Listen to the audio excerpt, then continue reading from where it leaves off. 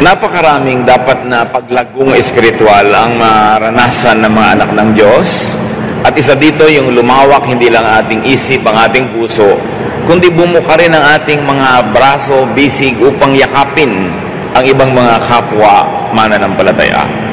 Ang pag-aaral natin ngayon, pinamagataan, The Love of Jesus and Christian Tribalism. Paano magiging parang asal tribo ang mga Kristiyano? Salamat Panginoon dahil kayo'y Diyos ng lahat at maibigin sa lahat. Turuan niyo kaming palawakin ang aming isip, pangunawa, upang kaming mga anak mo ay matutong kumilala sa lahat ng mga kapatid namin sa lahat ng dako. Kayo po ang maging tagapagturo, ituwid niyo kami, paliwanagin ang aming isip at akayin sa mas tama at mas mabuting landas ng pamumuhay. We commit this time to you, Father, asking you to please forgive us, cleanse us, and make us worthy because of your love and grace to receive correction, instruction, and healing from you. Kayo nawa ang maging tagapagsalita at wala nang iba, gamitin nyo lang inyong lingkod na daluyan ng inyong mga pagtuturo. Father, we commit everything to you, asking you to be the only preacher. We like to hear your voice. In Jesus' mighty name, we pray with thanksgiving. Amen. The love of Jesus and Christian tribalism o pagiging makatribo ang kilos at ugali. People, especially the Jews, as we see them in the Bible, are very tribal in orientation and behavior. At ito marahil ang ginagawang modelo ng napakaraming mga Kristiyano in modern times that no longer share the tribal and the primitive environments that created the tribalism of ancient Israelites. Tribalism implies the possession of a strong cultural or ethnic identity that separates one member of a group from the members of another group. In other words, kung makatribo ang iyong pag-iisip, naghahanap ka ng laging maging kakaiba ka para mahiwalay ka sa mga ibang tribo. The human brain is believed to be inclined towards tribalism due to its advantages in survival. Noong araw na primitive ang mundo, marami mga wild animals, nature was almost like an enemy. Unable to survive, people had to be tribalistic.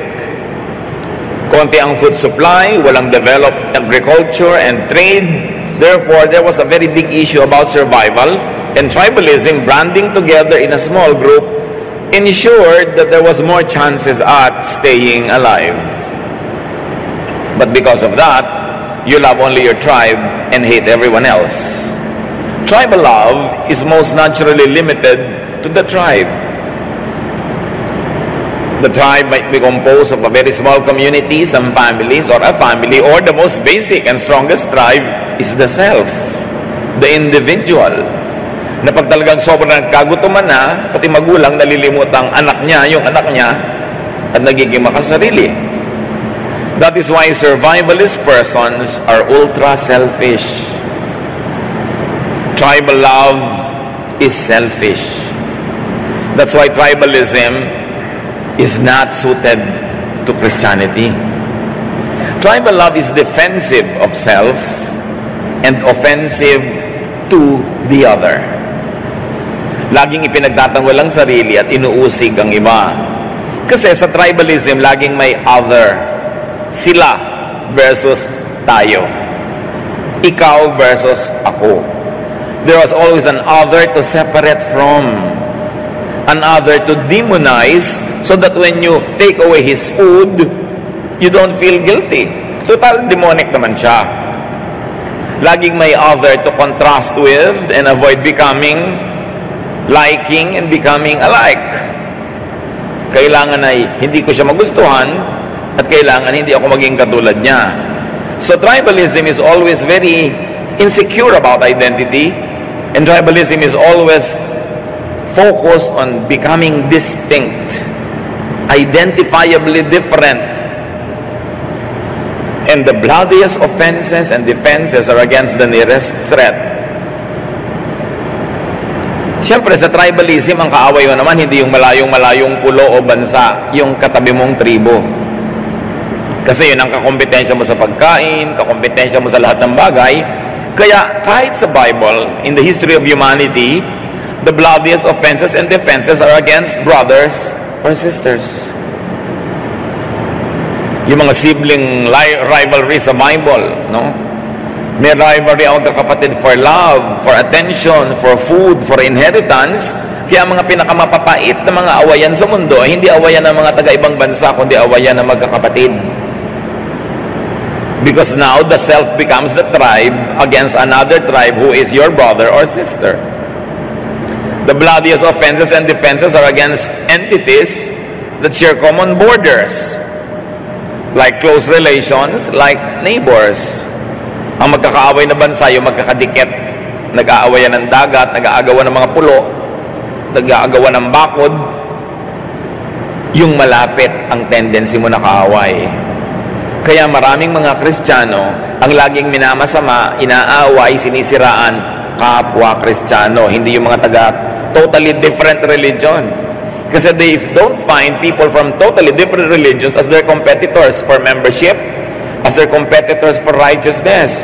Ang kakompetensya nila yung kapatid sa pananalig. Tulad din ng sa isang pamilya, ang magkakalaban sa mana, ang magkakalaban sa pagmamahal ng magulang, yung magkakapatid. Kaya kailangan matuto ang mga Kristiyano sa tribalism that we see in Israel.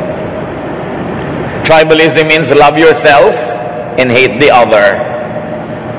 Kaya binaligtad yan ni Jesus Sabi niya, love your enemy. Love your neighbor. Love yourself. Kasi ang tendency is to hate the neighbor, and the neighbor is considered the enemy. Let's take a closer look at Jewish religious tribalism. Because many Christians take the cue from the culture of Israel, sometimes they forget that the culture of Israel recorded in the Bible is 1,000 or more than many thousand-year-old traditions. That even modern-day Israel is no longer the Israel that we read about in the Bible.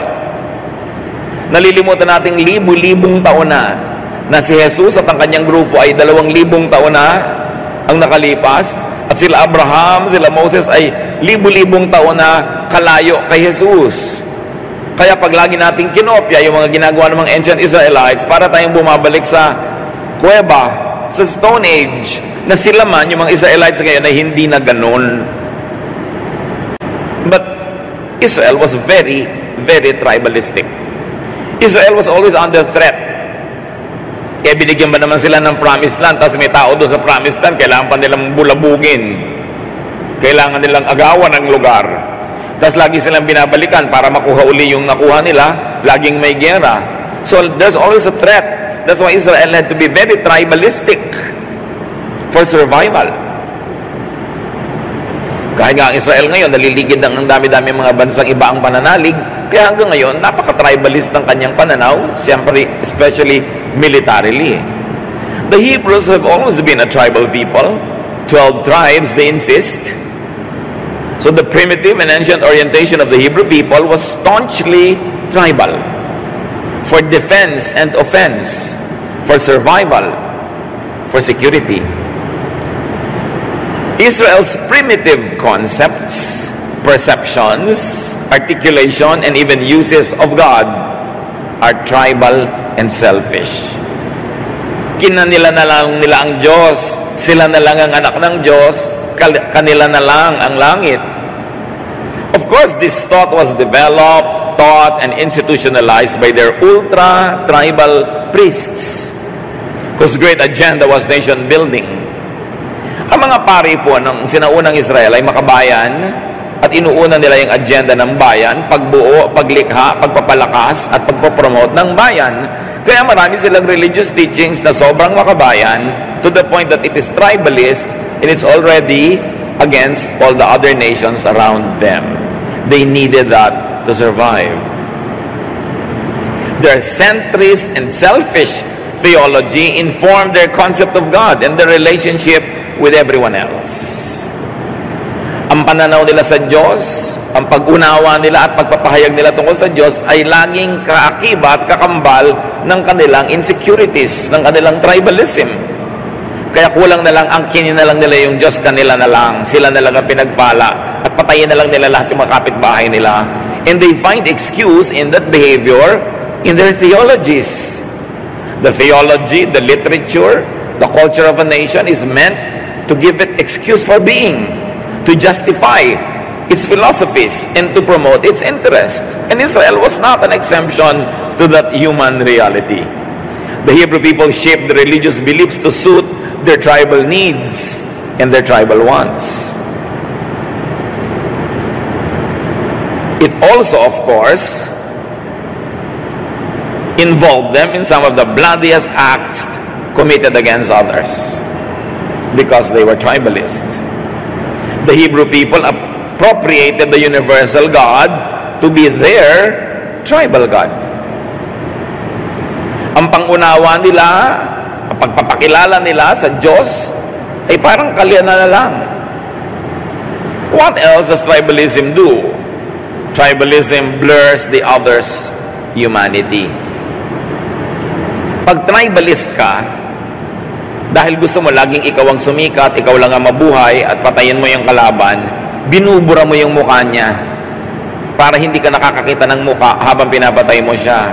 Binubura mo ang kanyang identidad, ang kanyang pagkatao, ginagawa mo yung kalaban mo na non-person. At isa sa paggagawa sa iyong kalaban na non-person ay yung babansagan mo. Kaya ang tawag nila sa ibang lahi are uncircumcised, derogatory agad, no? The heathen, the Gentiles, para nawawala ng personalidad at lumalakas ang loob nila na ubusin yung mga kalaban nila without feeling any guilt at all. That's why many civilizations call the other civilizations barbarians, evildoers, outsiders, tagalabas, tayo, tagaloob. Therefore, pwede silang saktan without guilt. All of that is psychological conditioning. So you don't feel guilty when you do bad to the other person. Kaya yung mga regionalism, yung mga pagbabansag sa mga foreigner ng mga pangalan na nakakapagpababa ng kanilang pagkatao, that's part of tribalism. And sadly, Christians do that even now. Binabansagan nila yung mga ibang kongregasyon. Tinatawag nila ng mga pangkutya, panglalait, pagpapaliit ng mga pangalan at mga bansag para huwag silang mag-guilty pagkakapwa nila Kristiyano, pinipintasan, sinisiraan. Binibigyan nila ng mga pangalang nakakapagpababa ng reputasyon. Trabaho pa rin yan ng mga Kristiyano hanggang ngayon to call their brothers and sisters with funny names, with derogatory names, to give them labels. Siyempre, ang nagiging bunga niyan at ang pinanggagalingan ay bias and bigotry. Yung galit ka na agad, hindi mo naman alam kung bakit. Kasi lang, pinalaki ka ng mga magulang mo na may bias. Anak, huwag kang lalapit sa mga taong ganito ang korte ng muka. Mga traidor yun. Ikaw naman, siyempre, papasok ka sa utak mo yun. Pag taga-ganong lugar, huwag pagtitiwalaan. Pagka taga-ganong lugar, bulagsak. Pagka taga-ganong lugar, ganito at ganon. Mga bias, mga bigotry. Always based on the tribe. Kasi tagalabas sila. Hindi mo ka probinsya, hindi mo ka barangay, hindi mo ka babayan, therefore bad. Tribalism yon. Tribalism makes it easy to hate and annihilate the other. Ang tao kasi merong guilt pag gumagawa ng masama. So anong gagawin mo para huwag ka maging guilty pagka sinisira mo yung kapitbahay mo? Tawagin mo siyang aswang. Tawagin mong lahi ng mga mangkukulam. Tawagin mong mga kung ano-anong tawag. So, mga lasenggo, mga durugista, mga pabaya, mga makasalanan. Di kahit naman may pag-usapan ng pangit, gawa ng masama, hindi ka na nagigilty. Total, masama naman sila. Ang nakakalungkot, even Christians do that now. Di baling laitin mo na sila, half gospel naman sila, tayo full. Hindi bali ng pintasan mo sila, hindi naman inspired yung Bible nila. Bible lang natin ang inspired. Hayaan na nating lait-laitin sila, total hindi naman talaga sila ang tunay na church at tayo yung tunay. Yan ang tribalism. Tribalism, sanitized and endorsed by religious belief, could lose all hesitation to kill everyone else. What about the tribalism of Jesus? Was he tribalist? Well, the Lord Jesus is from the tribe of Judah, that is clear. Hebrews 7:13-14 says that. But Jesus does not make an issue about his tribal identity ever. Hindi niya ipinagmalaki ang tribo niya, hindi niya ginamit para maging superior siya sa iba, at hindi siya nanglait ng ibang tribo. In fact, Jesus crosses tribal boundaries to teach and to love. Very unique. Kakaiba sa panahon niya, revolutionary. For instance, Jesus calls Levi, though he is a breaker of tribal identity and loyalty. Sino ba si Levi? Tax collector. Tinawag ng Panginoon na maging disipulo niya. Bakit outsider sa mga Israelites kahit kalahi nila pag tax collector? Kasi yung tax collector, ang loyalty nasa Rome. Nangongolekta ng buwis para doon sa Roman conquerors. Therefore, etsyapwera sila sa Israel kahit kadugo. Pero ginawa ni Jesus, tinawag niya para maging alagad. Luke 5:27, later, Jesus went out and saw a tax collector named Levi sitting at the place for paying taxes. Jesus said to him, "Come with me." Kinagabihan, nagpa-dinner itong si Levi. Puro tax collectors and sinners din yung mga kasama doon, na kumbaga, kung tutuusin, outside their tribe sa mga banal na Israelites. Kasi siyempre, hindi naman kung mo Israelite ka, kakampi mo na lahat ng Israelite. May kanya-kanyang tribo pa rin, nag-aaway-awayan din sila. Tapos may social tribes pa. May mga tribo ng mga holy against sinners. May mga tribe ng mga lalaki against babae. May tribe ng mayayaman against mahihirap. Ang daming tribes. At ang ginawa ni Jesus, tinawid lahat yung mga tribes na yon. Kasi yun ang mensahe niya talaga. For instance, Jesus ministered to Samaritans who were considered outsiders already. Though they were technically part of the 12 tribes of Israel, pero galit sa kanila yung mga taga-south kasi ang tingin sa kanila, mababang uri sila ng mga tao dahil nakipagmabutihan sila sa mga foreigners several hundred years before. Kaya no ang Panginoong Jesus ay makipag-usap sa babaeng nasa may balon, nagtaka yung babae, bakit nakikipag-usap sa kanya si Jesus na Hudyo, samantalang siya ay Samaritana. John 4:9-24, "You are a Jew," she replied, "and I am a Samaritan woman." Magkaiba tayo ng tribo. "How can you ask me for a drink of water when Jews and Samaritans won't have anything to do with each other?" Jesus answered, "You don't know what God wants to give you, and you don't know who is asking you for a drink. If you did, you would ask me for the water that gives life." So tumawid si Jesus ng tribal lines to give the water of life, the living water. Kasi yung mga Samaritan hindi tatawid patungo sa kanya, siya ang tumawid. The woman insists on tribalism. Sabi niya, wala tayong pakialaman sa isa't isa, bakit ka nakikipag-usap sa akin? But Jesus introduces non-tribalism in order to love that woman. Kung ang mga Kristiyano, si Kristo lang ang gagayahin, mawawala yung mga tribalism na yan. Kung sino-sino kasi ang ginagaya. The woman said, to continue, "Sir, I can see that you're a prophet. My ancestors," ibig sabihin my tribe, "worship on this mountain. But you Jews," iba kayong tribe, "say Jerusalem is the only place to worship." Jesus said to her, "Believe me, the time is coming when you won't worship the Father either on this mountain or in Jerusalem." Kita niyo yung tribalism na yan na buhay pa hanggang ngayon? We are the true church. Sabi ng babae, kayo mga Hudyo kayo pinipilit nyo doon sa Mount Zion sumamba. Kami dito sa aming sariling bundok, Mount Gerizim, dito kami sumasamba. Kami tama. Habang kayo ini-insist nyo, kayo yung tama. Yun lang ang tamang lugar ng worship. We believe na yung lugar namin ang tama, kayo mali. Sabi ni Lord, maniwala ka sa akin babae. Darating ang panahon na hindi na mahalaga kung saang lugar sumasamba ang tao. Hindi doon sa Zion, hindi sa Mount Gerizim. Sasamba ang tao sa puso niya, sa espiritu, sa katotohanan. Isipin nyo, 2,000 taon ang sinabi ni Jesus na walang ganon. Hanggang ngayon, marami pang Kristiyanong ipinipilit na yung kanila lang simbahan ang tama. Sila lang yung tama, sila lang yung ligtas. Sinabi na ni Jesus, darating ang panahon, lahat ng boundaries na yan mabubura. Ang mahalaga, nananalig ka sa Diyos, nananalig ka sa akin, sumasamba ka, burado lahat ang mga differences. So Jesus introduces faith and religious practice beyond tribal lines. Itinuloy pa niya, a time is coming and it is already here. Even now, the true worshipers are being led by the Spirit to worship the Father according to the truth. These are the ones the Father is seeking to worship Him. God is Spirit, and those who worship God must be led by the Spirit to worship Him according to the truth.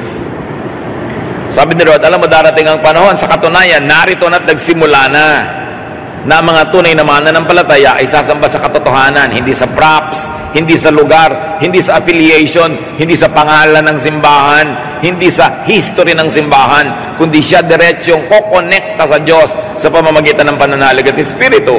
Tulad ng sinabi ni Lord, when 2 or 3 are gathered in my name, I am there in their midst. So yung 2 or 3, kailangan pa ba mag-member kung saan specific church? Kailangan ba? Nandun sila sa church na sinasabi nilang sila talaga ang pinagpala. When 2 or 3 are gathered in the Lord's name, He will be there. There is a church. And the foundation of the church is the presence of the Lord, not the name of the church. What's in the name? Laro lang ng mga letra yon. At sabi niya, at sa katunayan, yan ang mga mananamba na gusto ng Ama. Yan ang hinahanap niya, yung sasamba sa Espiritu at sa katotohanan, not along tribal lines. Truth or worship is false worship beyond tribal lines. To worship God in spirit and in truth. Kahit nasa bahay ka, makaka-worship ka doon. Hindi mo kailangan pumunta sa ilalim ng isang bubong na tinatawag na simbahan para ka maka-worship. Dahil nandun din ang Diyos sa iyong presensya. Siyempre naman, ang press release sa mga simbahan, pag hindi ka nasa kanila ay pupunta ka na sa impyerno. Natural, para ka pumunta. Pero maniniwala ka ba sa kabigha-bighaning kasinungalingan na yon? Ang Diyos ba who made heaven and earth stays only in specific spots and places to receive your worship? Eh bakit pa tayo ngayon nagsasama-sama? Pwede naman pala sa bahay. Eh mag-isa ka lang naman sa bahay, wala kang kadamay, walang magtuturo sa iyo, wala kang matuturuan, wala kang service. Siyempre kaya may fellowship. Mahalaga yung fellowship, pero makakasamba ka kahit saan. Kahit anong pangalan ng grupo nyo, kahit wala kayong pangalan, pag naniniwala kayo kay Jesus, nandun siya. Therefore, may church.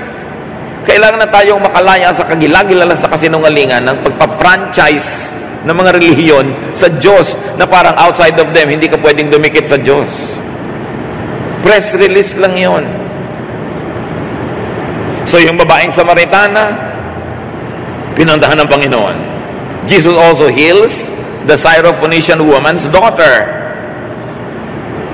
Outsider, Greek siya. No? Mark 7, 24-37. Jesus left and went to the region near the city of Tyre. A woman whose daughter had an evil spirit in her heard where Jesus was. And right away she came and knelt down at His feet. The woman was Greek, and she had been born in the part of Syria known as Phoenicia.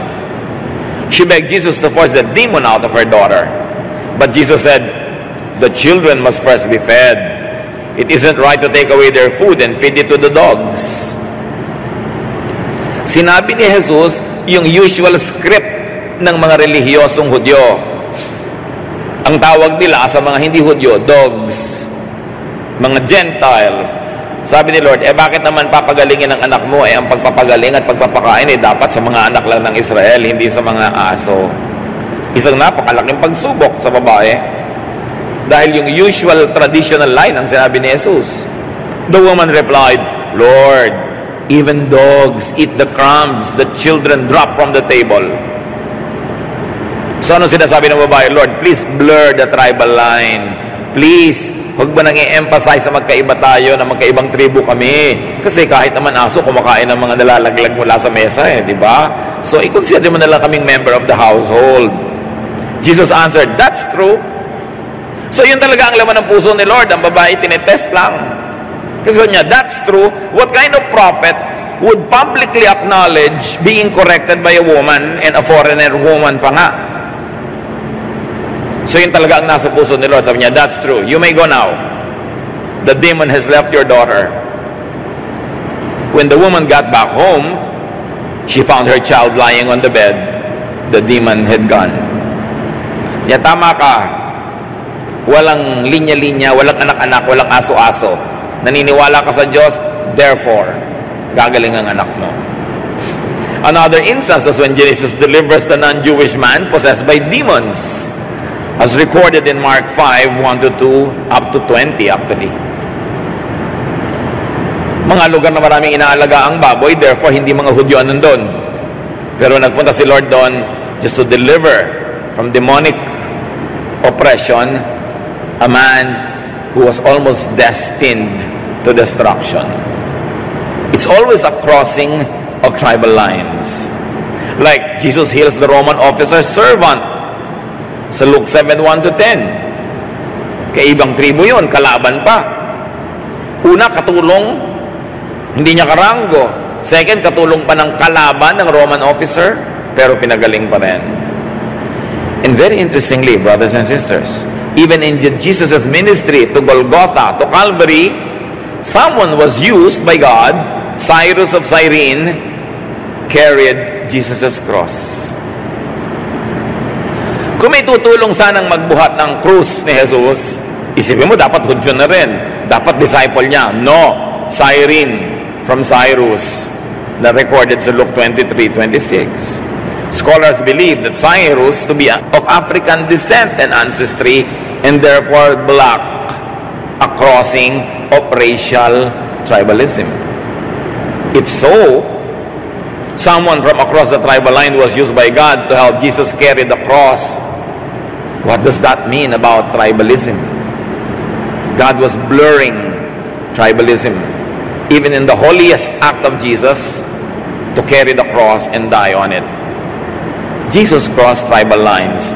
And we can go on and on and on, citing examples.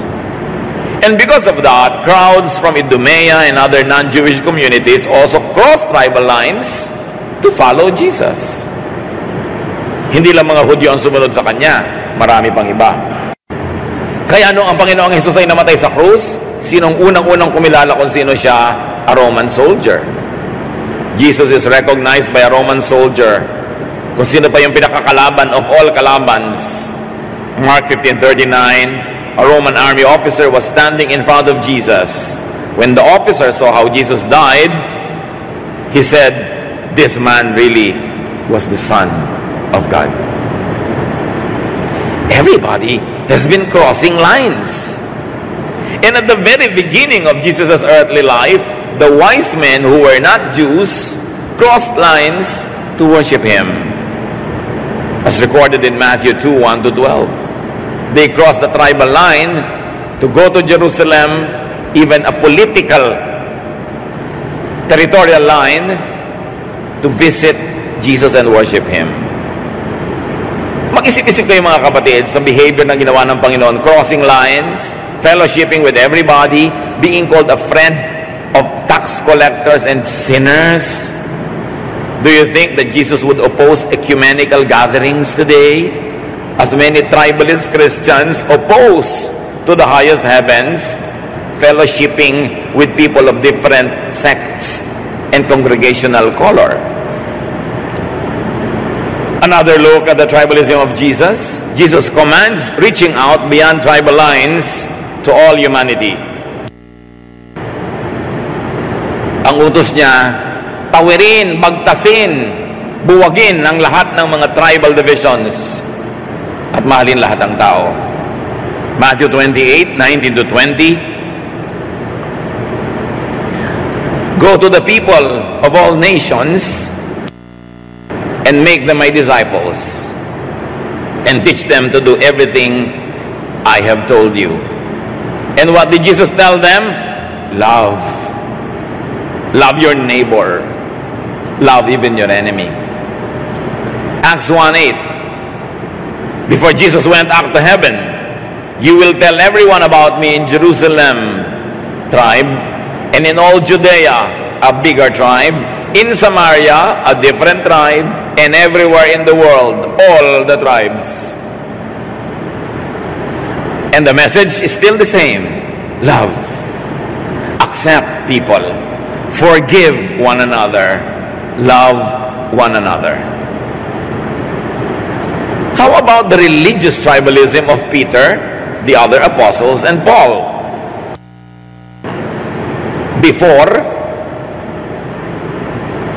Before their realization of many things, the apostles were very tribalist. Luke 9:53 to 54. But he was on his way to Jerusalem, so the people there refused to welcome him. When the disciples James and John saw what was happening, they asked, Lord, do you want us to call down fire from heaven to destroy these people? Can you imagine this tribalism? Yung mga tao ayaw lang makinig kay Jesus, gusto nang paulanan ng apoy ng mga disciples. Sunugin sila to hell with them. Luke 9:49 to 50. John said, Master, we saw a man using your name to force demons out of people. But we told him to stop because he isn't one of us. Don't stop him, Jesus said.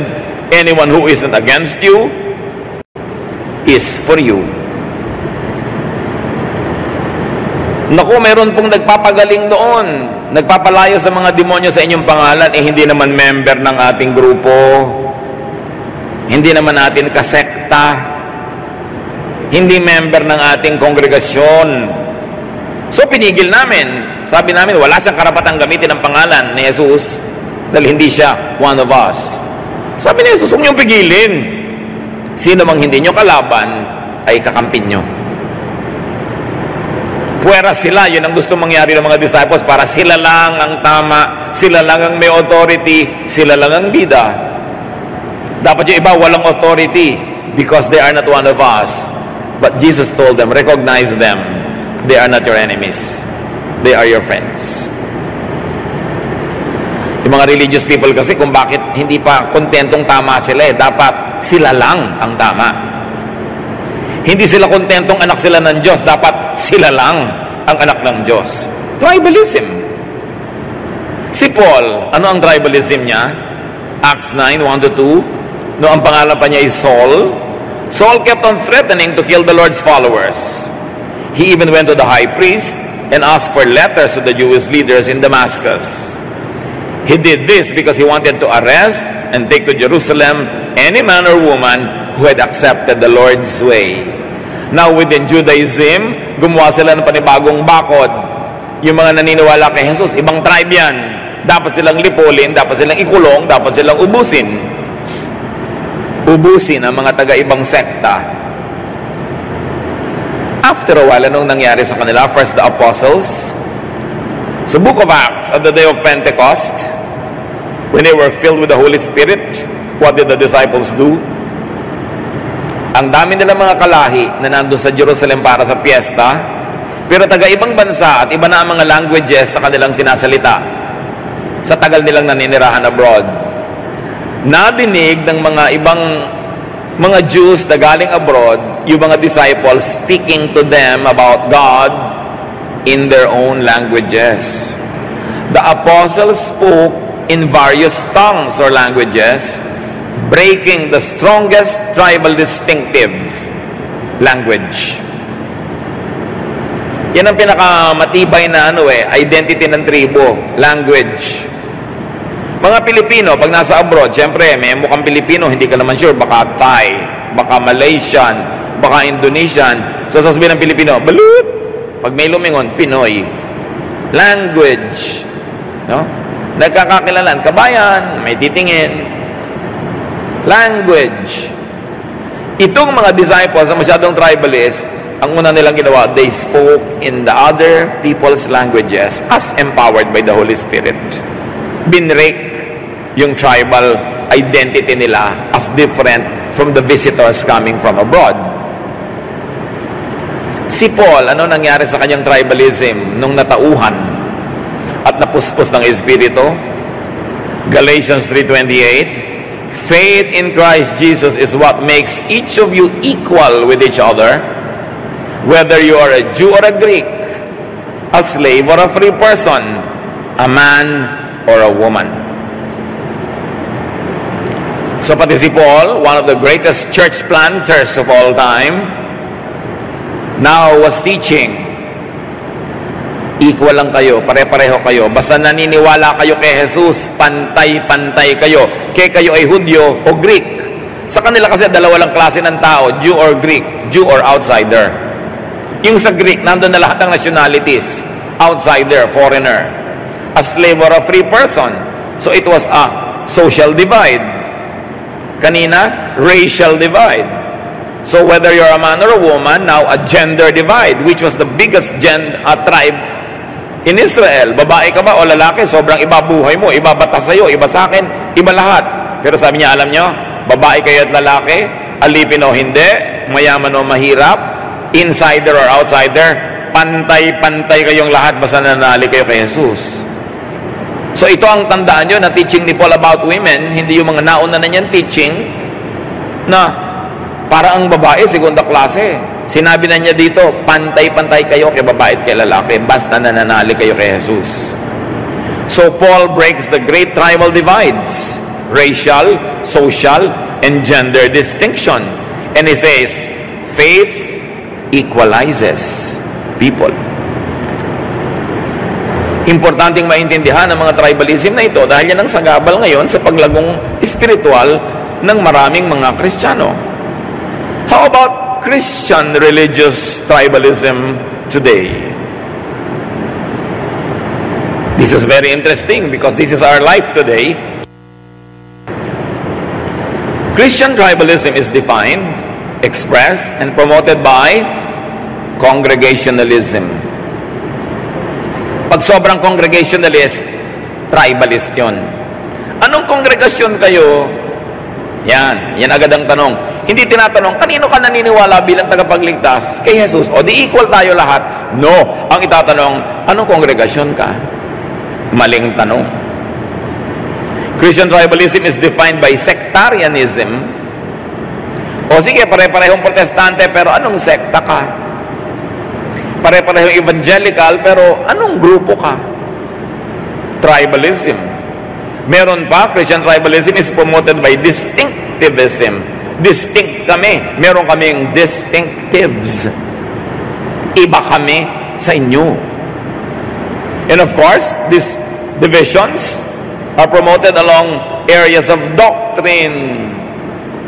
Anong doktrina nyo tungkol sa tinapay? Anong doktrina nyo tungkol sa haba ng buhok? Anong doktrina nyo tungkol sa haba ng palda? Therefore, division, division, division. Divisions along literature. Anong binabasa nyo? Anong version ng Bible meron kayo? Diba? Divisions along culture. Anong music nyo? Sumasayaw ba kayo o hindi? May babae ba kayong pastor o wala? Yung sinabi lang ni Paul, pantay-pantay eh. Pero ipipilit mo, ay may babae kayo, demonic. Ganon agad, no? Mga divisions along personalities. Sino ang leader nyo? Ang leader namin si ganito. Eh kayo, ang leader nyo sino? Kinausap ba siya ng Diyos sa kuweba o hindi? Ang leader namin kinausap sa kuweba, etc., etc., etc. Kailangan pa ba ng kuweba? When 2 or 3 are gathered in the Lord's name, He is there. Ba't kailangan mong ibase ang pagiging tama mo kung sino ang founder nyo, kung sino ang leader nyo? Yung personal mong relasyon sa Diyos ang nagpapatama sa iyo. Hindi kung kanino kang anino nakatago. Hindi kung kaninong member ka nakasali. Si Paul, sabi niya sa 1 Corinthians 1, 10-13, itinutuwid niya yung mga ganyan divisions. Get along with each other. You keep arguing with each other. Some of you claim to follow me, while others claim to follow Apollos or Peter or Christ. Has Christ been divided up? Sabi ni Pablo, magayos-ayos nga kayo. Puro pagtatalong alam nyong gawin. Puro pagpapagalingan ang inaatupag nyo. May nagsasabi pa sa inyo, sa akin kayo sumusunod. Meron kay Pedro, meron kay Apollos, at meron naman kay Kristo. Bakit hati-hati ba si Jesus? Ibang ibig sabihin niya. Isa lang yan. Huwag kayo magtalo-talo. Religious tribal love is limited to the local church. Mahal yung church, pero yung church lang niya. It is limited to the sect, to the congregation. Religious tribal love is defensive of self and offensive to the other congregations. May mga bansag May mga name calling. Minamaliit nila isang grupo, nilalait, binabastos-bastos sa mga pangalang ikinakapit. Remember, as we have mentioned already, the bloodiest offenses and defenses are against the nearest threat, against brothers and sisters, and this time from other sects. Noon sa Genesis, from brothers and sisters in the same house. Ngayon, brothers and sisters in the same household of God. Yan ang mga pinakamadudugo at malulupit na labanan. Hindi naman pinipintasan ng mga ibang Kristiyano yung sobrang ibang relihiyon eh.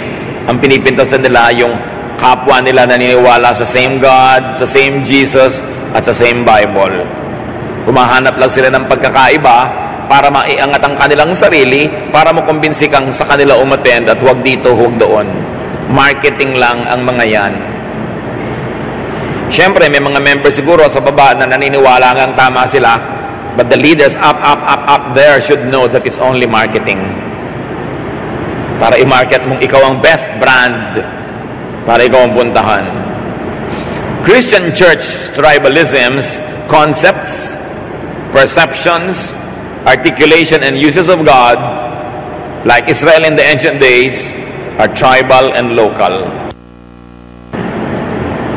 Kailangan ang Diyos ay special ang tingin sa kanila, hindi sa lahat.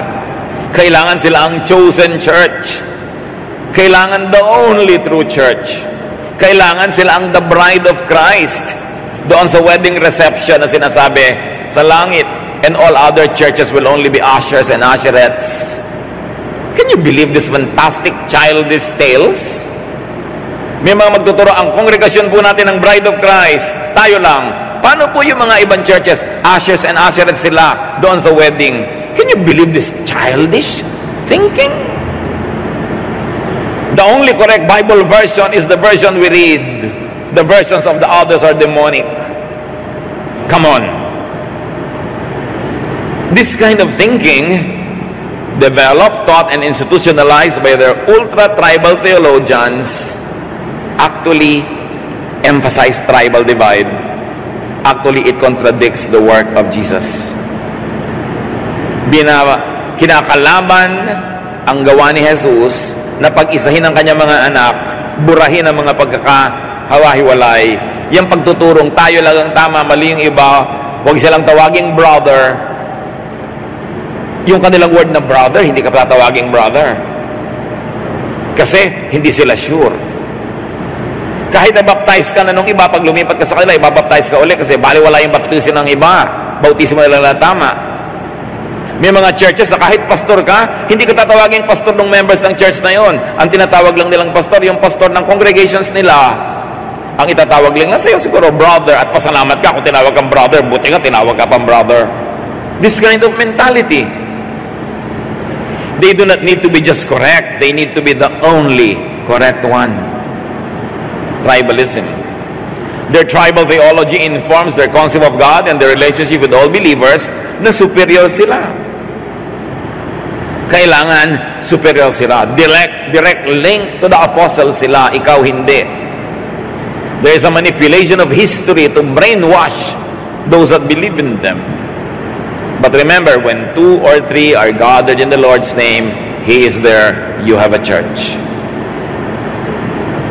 So, anyone who believes is linked directly, instantly to Jesus.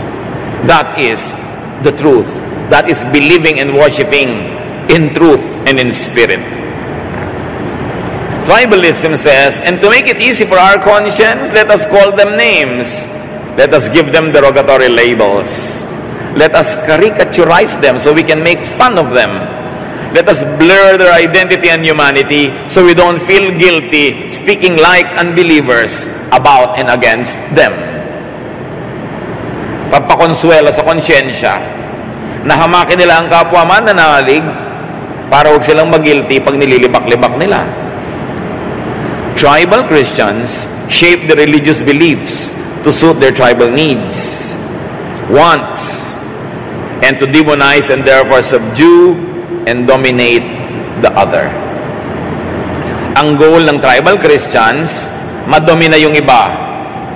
And within the same local tribalist church, ang goal ng leadership is to dominate the members, to control them, even the private lives that they live, to police them, and to continuously make them accountable to them.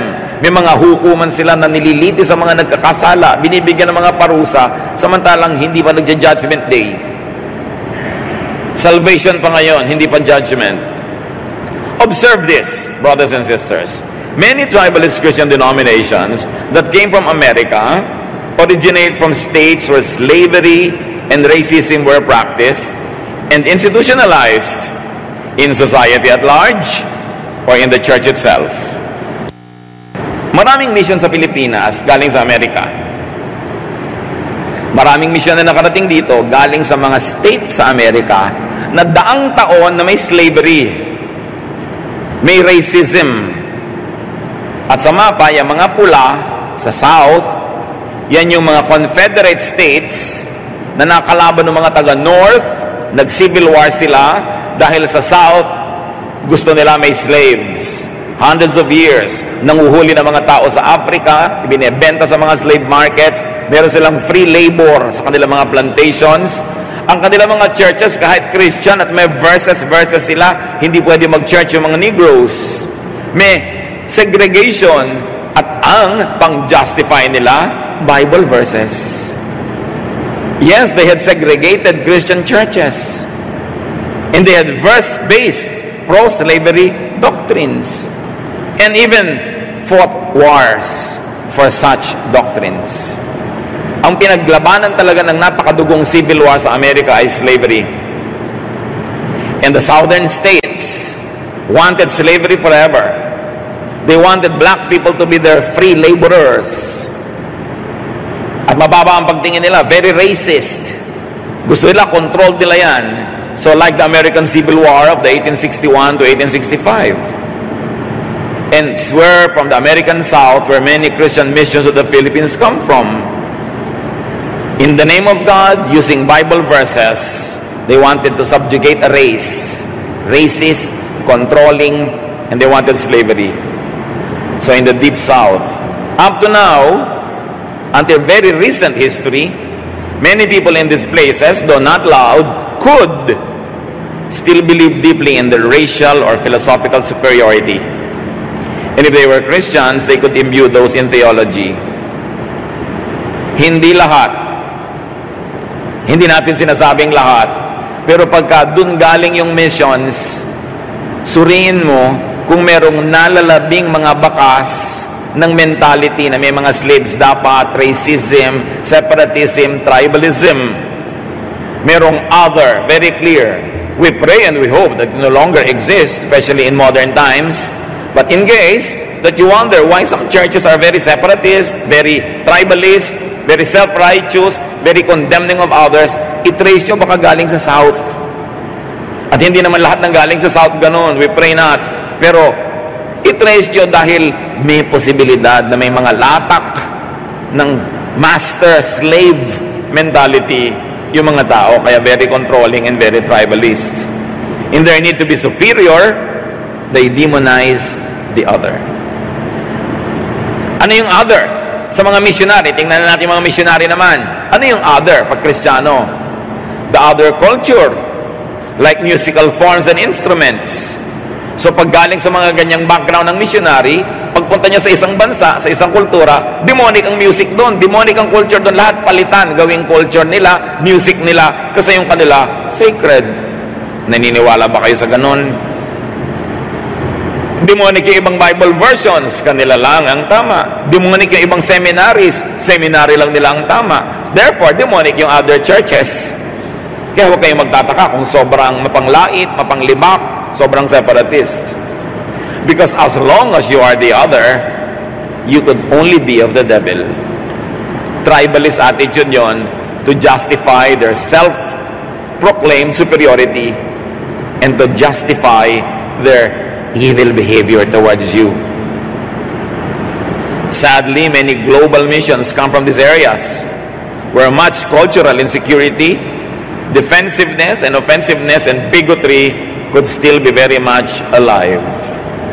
Even in the global church today, yung sobrang mga bigots, sobrang mga bias, sobrang malupit sa kapwa, sobrang manghusga, marami galing sa South.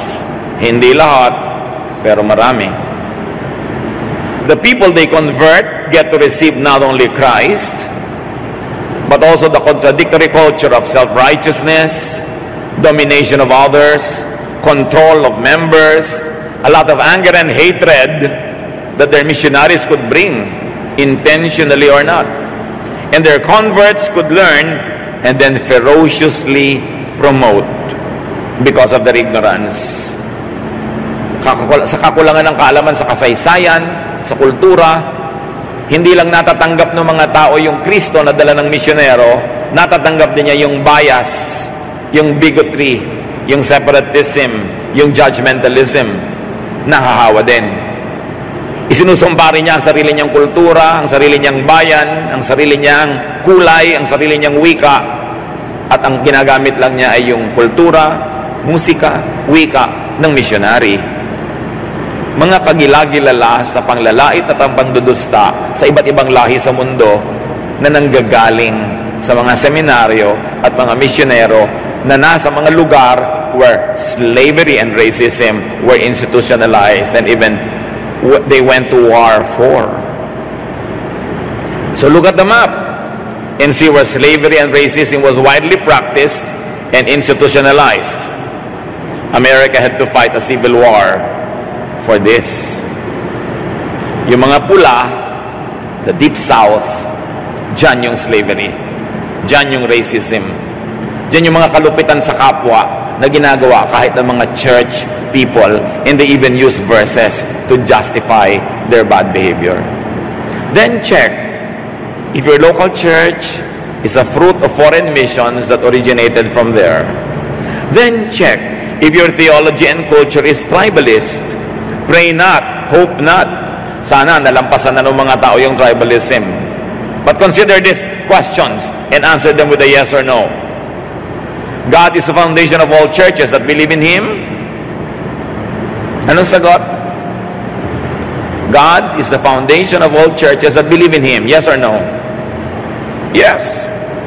But God loves only one sect, one congregation, and hates all other churches. Yes or no? Alam niyo yung sagot. Huwag kayong padaya sa mga nagpipili na sila lang yung tama at laitin, maliitin yung iba. That is not the spirit of Jesus. Of course, tribalist literature and history places itself in the center of God's economy. Tribalist churches appropriate the universal God to be their tribal God. Tribalism blurs the other believers' humanity and spirituality, as we have mentioned twice already, and makes it easy to hate and annihilate the other. Kaya yung mga pinakagalit, pinakamalakas mamuhi, usually mga relihiyoso. Because they are fed hatred and anger and self-righteousness from the pulpit. So kitang-kita mo sa member kung anong ipinapakain mula sa pulpito, panglalait, pangdudusta, panghuhusga sa iba. Tribalism, sanitized and endorsed by religious belief, could lose all hesitation to kill everyone else. Now, let's apply the tribalism of Jesus. His tribalism is non-tribalism. Remember that Jesus does not make an issue about his tribal identity. So should Christians. Hindi dapat malaking issue kung anong sekta ka, anong denominasyon ka. Ang mahalaga, naniniwala ka ba kay Jesus? At umiibig ka ba ayon sa kanyang turo? Remember that Jesus crosses tribal boundaries to teach and to love. So should Christians. Non-tribalism, unbranded and generic humanity is the path to Christ-likeness.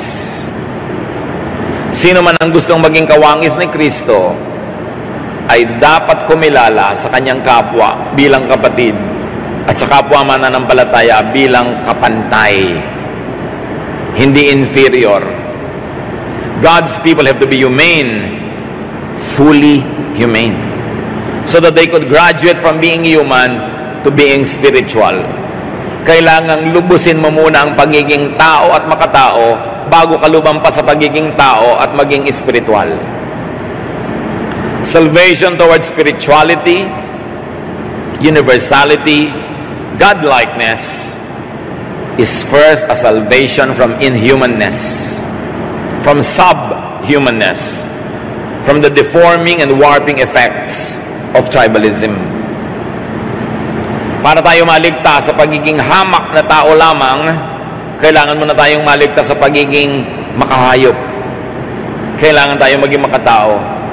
Kailangan itaas ang uri ng ating pagkatao, at yun ay nakikita kung paano tayo makipagkapwa-tao, lalo sa kapwa mananampalataya at sa mga kapwa anak ng Diyos. Anong pinakamahalaga bang turo? Humiwalay? Magpasikat? Ipakita ikaw lang ang tama? Hamakin yung iba? Matthew 22:36-40. Teacher, what is the most important commandment in the law? Jesus answered, love the Lord your God with all your heart, soul, and mind. This is the first and most important commandment. The second most important commandment is like this one, and it is, love others as much as you love yourself. All the law of Moses and the books of the prophets are based on these two commandments. So kung isa-summarize mo ang buong Biblia, ang turo lang, love God and love others as you love yourself. There's no space for that, in that, for religious tribalism. There's no space for division, for self-righteousness and judgmentalism. The space is for love, acceptance, forgiveness of your fellow men. John 13:34-35, Jesus says, what I'm giving you a new command. You must love each other just as I have loved you. If you love each other, everyone will know that you are my disciples. So love is the greatest doctrine. And if your commitment to doctrine makes you unloving, throw away that doctrine and just love. You can never go wrong by loving, because sabi ni Lord, meron akong isang bagong utos, kalimutan nyo na yung iba. In fact, lahat ng utos ni Moses at lahat ng turo ng mga propeta, ito rin lang yung laman. Love one another. Don't love only yourself and hate the others. Love your neighbor as you love yourself. Religious tribalism has no place in the economy of Jesus' love. It has no place in the Christian church. The church must reform. 2,000 taon na ng pagtatalo-talo, pag-aaway-away, paghahati-hati, pagsisiraan, na ang nagiging bunga lang, nagmumukha tayong katawa-tawa sa tingin ng mga hindi mananampalataya. Lalo lang sila nagkakaroon ng dahilan para hindi makinig sa atin. Kasi sabi niya, kayo nga ang gulo-gulo eh. Leave me alone. Kasi nga ang gulo-gulo ng mga anak ng Diyos. Jesus prays in John 17:11, and now I am no longer in the world, but they are in the world, and I am coming to you. Sabi niya sa Ama, Holy Father, protect them in your name that you have given me, so that they may be one, as we are one. Yan ang gusto nila na mangyari sa kanyang lahat ng mga anak, maging one. Sabi niya, I have sheep that are not of this fold. Sabi niya, if anyone is not against you, he is for you. In other words, don't treat fellow believers outside of your circle as enemies or as competitors. Treat them and love them as you would love yourself. Religious tribalism has no place for Christian unity. Unity cannot happen when people are tribalist. And unity is what Jesus wants. Religious tribalism has no place in Christian unity, because it will always divide. It has a place only for distracting, for differentiation and separation and division, which is not what Jesus wants for His church. To be a Christian, be church, be Christ-like, do a Jesus, love, and forget your tribalism. Tama namin, turuan nyo nga po kami na gawing totoo sa buhay namin ng mga katuroang ito. luminaw sa aming isip na hindi kami kailangang maging superior sa iba. Sapat nang kami tama. Hindi kailangang maliin yung iba. Sapat na anak nyo kami, hindi kailangang kami lang ang anak nyo. At sapat na kami ligtas, hindi kailangang kami lang ang ligtas. Palinawin yung isip namin, Panginoon, ang aming paglingkuran ay yung katotohanan that Jesus wants the church to be one and united. That whatever we do as individuals, as members of congregations, should contribute towards the unity of all believers and not division. Alisin mo ang aming mga kayabangan at kahambugan na kami lang ang tama, kami lang ang tunay na anak mo, at turuan mo kaming maging maibigin tulad ng iyong anak na si Jesus, who crossed tribal lines, who crossed all divides to love people. Pagbulay-bulayan natin mga kapatid at i-apply sa ating mga buhay ang mahalagang turo ng Christian unity.